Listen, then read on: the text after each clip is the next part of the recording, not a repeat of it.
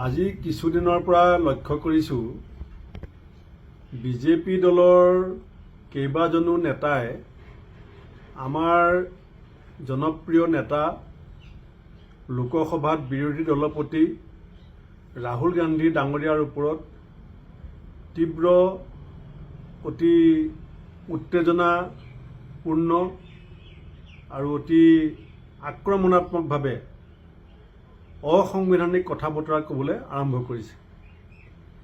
এগৰাকী প্ৰাক্তন বিধায়ক টি.এছ. মাৰুৱা ডাঙৰীয়াই ৰাহুল গান্ধী ডাঙৰীয়াক ভাবুকি দিবলৈ গৈ পেলাই কৈছে যে ভাৰতৰত্ন প্ৰয়াত প্ৰধানমন্ত্ৰী ইন্দিৰা গান্ধী ডাঙৰীয়ানীৰ লগত যিধৰণে সন্ত্ৰাসবাদীয়ে গুলীয়াই হত্যা কৰিছিল তেনেকৈ ৰাহুল গান্ধী ডাঙৰীয়াও তেনেকুৱা পৰিণতি ভুগিব লাগিব।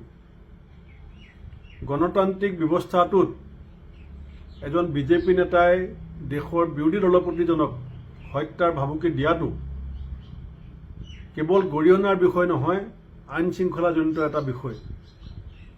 ৰেৱনীত বিট্টু ডাঙৰীয়ায়ো বিজেপি নেতা ৰেৱনীত বিট্টু ডাঙৰীয়ায়ো ৰাহুল গান্ধী ডাঙৰীয়াক সন্ত্ৰাসবাদী বুলি ক'বলৈ কৈ আছে। ৰঘুৰাজ সিঙেও একেধৰণে সুৰত সুৰ মিলাই ৰাহুল গান্ধী ডাঙৰীয়া ১ নম্বৰ সন্ত্ৰাসবাদী বুলি কয়। আৰু এখুব আগলৈ গৈ সত্যজিৎ গায়কোৱাড নামৰ বিজেপি নেতাজনে 11 লাখ টকা পুৰস্কাৰ ঘোষণা কৰিছে যে যোনে ৰাহুল গান্ধী ডাঙৰীয়াৰ জিভাখন কাটি দিব তেওঁক সত্যজিৎ গায়কোৱাডে 11 লাখ টকা পুৰস্কাৰ দিব। মই নৰেন্দ্ৰ মোদী ডাঙৰীয়াক গৃহমন্ত্ৰী অমিত শ্বাহ ডাঙৰীয়াক সুধিব বিচাৰিছোঁ যে টি.এছ. মাৰুৱা, ৰেৱনীত বিট্টু, ৰঘুৰাজ সিং, সত্যজিৎ গায়কোৱাডে যি বক্তব্য দিছে সেইটো দেশৰ প্ৰধানমন্ত্ৰী আৰু গৃহমন্ত্ৰীয়ে সমৰ্থন কৰে নেকি? আৰু যদি আপুনি সমৰ্থন নকৰে, কেন্দ্ৰীয় চৰকাৰৰ প্ৰধানমন্ত্ৰী আৰু গৃহমন্ত্ৰীয়ে যদি সমৰ্থন নকৰে এই ধৰণৰ অসাংবিধানিক অসংযত উচতনিমূলক বক্তব্যক যদি সমৰ্থন নকৰে, তেওঁলোকৰ বিৰুদ্ধে আপোনালোকে এতিয়ালৈকে কোনো আইনগত ব্যৱস্থা কিয় গ্ৰহণ কৰা নাই? আপোনালোকে ৰাহুল গান্ধী ডাঙৰীয়াক ভয় খাইছে, কাৰণ যিজন ব্যক্তিয়ে কন্যাকুমাৰীৰ পৰা শ্ৰীনগৰলৈকে খোজকাঢ়ি দেশৰ SC, ST, OBC, মাইনৰিটি যুৱ প্ৰজন্মৰ অন্তৰ জয় কৰিবৰ কাৰণে সক্ষম হৈছিলে, সাধাৰণ জাতিৰ লোকৰ সৈতে কথা পাতি পেলাই মত বিনিময় কৰি দেশৰ আত্মাক উপলব্ধি কৰিবৰ কাৰণে চেষ্টা কৰিছিলে, সেই ৰাহুল গান্ধী ডাঙৰীয়াৰ লগত দেশৰ সৰ্বসাধাৰণ ৰাইজৰ লগত আমি অসম প্ৰদেশ কংগ্ৰেছ কমিটি সদায় শক্তিশালীভাৱে আছোঁ। আৰু ৰাহুল গান্ধী ডাঙৰীয়াৰ আপোচবিহীন সাহসী দেশপ্ৰেমমূলক স্থিতিক আমি সদায় সমৰ্থন জনাই আহিছোঁ।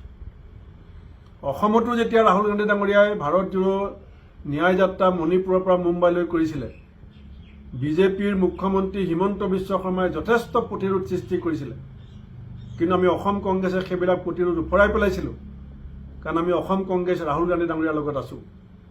মই JP নাড্ডা ডাঙৰীয়াক আহ্বান জনাম যে আপোনালোকে নাথুৰাম গডছেক সমৰ্থন কৰাৰ নিচিনাকৈ এতিয়া বিজেপিত কিছুমান নতুন নাথুৰাম গডছে ওলাইছে। টি.এছ. মাৰুৱা, ৰেৱনীত বিট্টু, ৰঘুৰাজ সিং, সত্যজিৎ গায়কোৱাড, এই নতুন নাথুৰাম গডছেৰ অৱতাৰবিলাকক আপোনালোকে বিজেপিয়ে সমৰ্থন কৰে নে নকৰে এইটো দেশৰ মানুহক আপুনি জনাব লাগিব। যদি সমৰ্থন কৰে সেইটোও জনাওক, যদি সমৰ্থন নকৰে তেওঁলোকৰ বিৰুদ্ধে দলীয় অনুশাসনমূলক ব্যৱস্থা গ্ৰহণ কৰক।